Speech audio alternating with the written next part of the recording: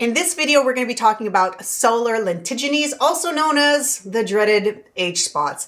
These suckers are really challenging to get rid of just because they've taken years, literal years to develop.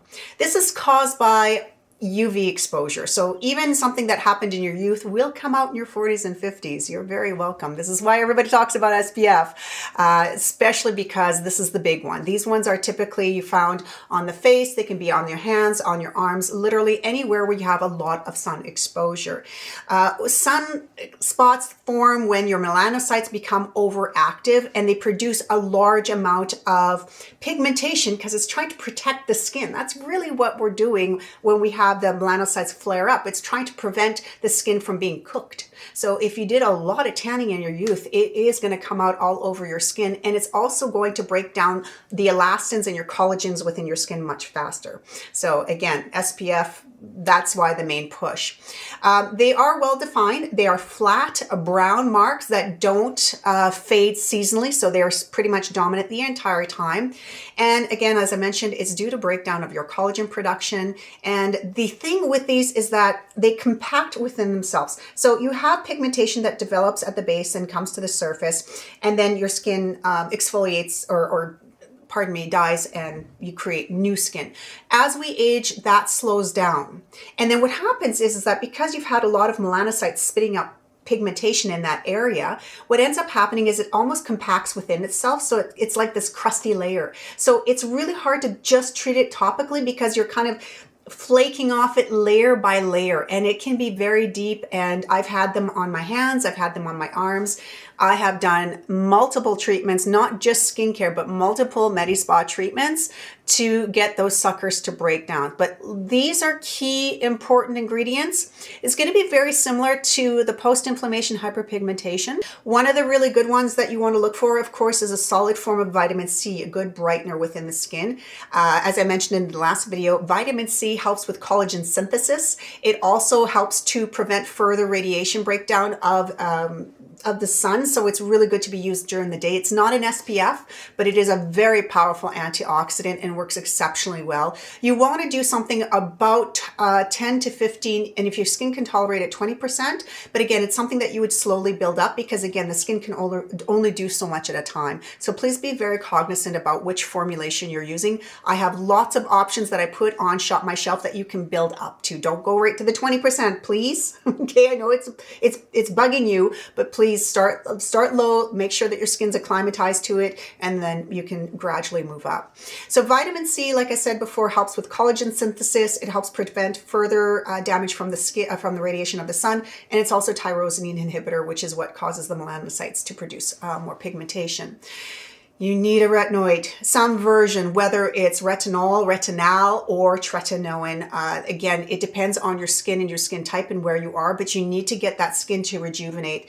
Like I said, in the post-inflammation hyperpigmentation, when our skin gets older, that cell cycle slows down. So instead of new skin developing every single month, now you're looking at 35, 40, 55 days. So a month and a half for brand new skin. And like I said, if it's compact and it's stuck in there, it's going to be like a little flake at a time that's going to be coming off. So again, it can be very challenging when it comes to sunspots. Of course, niacinamide is a wonderful brightener as well. Most people have some form of niacinamide in their skincare routine already. It is pretty it's a pretty fantastic ingredient, but if you overuse it or you have too many products that have niacinamide in it, you can actually cause a type of skin sensitivity or dermatitis. So you want to keep that percentage around 5%. You don't want to go higher than that. Some people can do 10, but I recommend just staying somewhere around the 5 to 7% max, because again, you can definitely overstimulate your skin. Now, here's the thing. These brighteners will help. So you can also look at things like kojic acid, licorice root, tranexamic acid. Those will also be really good options for you. But here's the thing. You will want to add those extras into your skincare routine slowly. So it's not something that you're going to start with your vitamin C. Maybe you have niacinamide in your cream or something else. Then you can start there. Then you can add in pigmentation or tyrosine inhibitors. These would be extras. I have lots of different options on Shop My Shelf for you. Some Some will hit people faster than others, so it is going to be a little bit of a trial and error, and you can pair it with your vitamin C during the day. Once your skin has acclimatized to it, please make sure that you are happy and comfortable with it. You're not dry, there's no irritation or redness, and you want to stay here for at least a good 30 days because, again, we want to make sure that your skin is recovering well before we start adding it at night. So you're going to start with your tyrosine inhibitors typically after your vitamin C, and then you're going to put your tyrosine inhibitor, and then, of course, you're going to do that for a month, and then you're going to start slowly introducing it to your nighttime routine. Now, most tyrosine inhibitors also can be used with any form of retinoid, but again, we're pairing actives with actives, so you have to be careful so you don't overstimulate the skin. And if you find that you're like, oh, I'm getting a little dry or red, just bring it down a little bit. So instead of doing it every single day, just start 2 to 3 times a week for a few weeks, then move up to 3 times a week and slowly build up.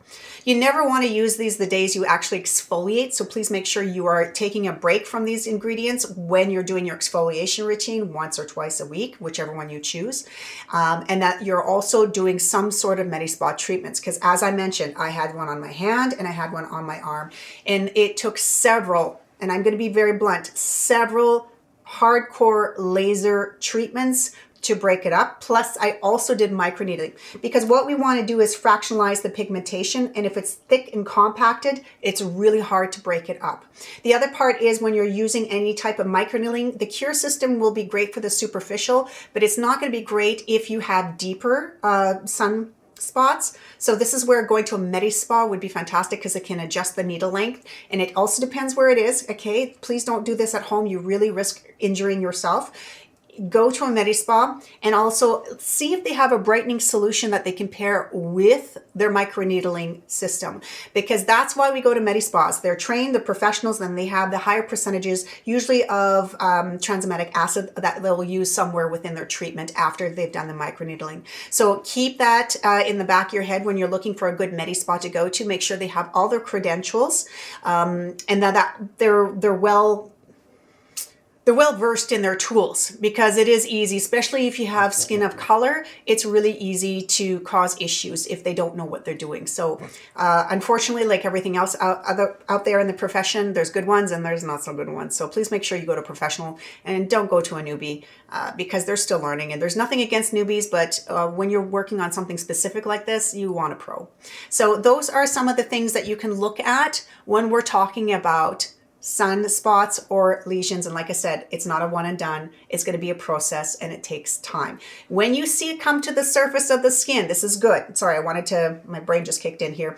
I wanted to also make sure that you understand that as the pigmentation comes to the surface of the skin, it will exfoliate its way out. So if you notice that it's getting darker, this is a good sign. That means it's coming out and it will remove itself.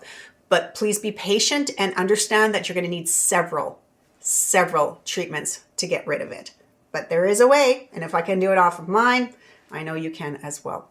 So please write down any other questions that you may have on the forum. I am there for you. I'm happy to answer your questions. Typically, I'm pretty good at responding between 24 to 48 hours. The only time I don't answer is on the weekends and on Monday. Those days are strictly for admin or for family and admin days. So just so you guys know, but I will always answer your questions. And again, lots of options on Shop My Shelf for those of you who want to add that into your skincare routine, but make sure you have the basics.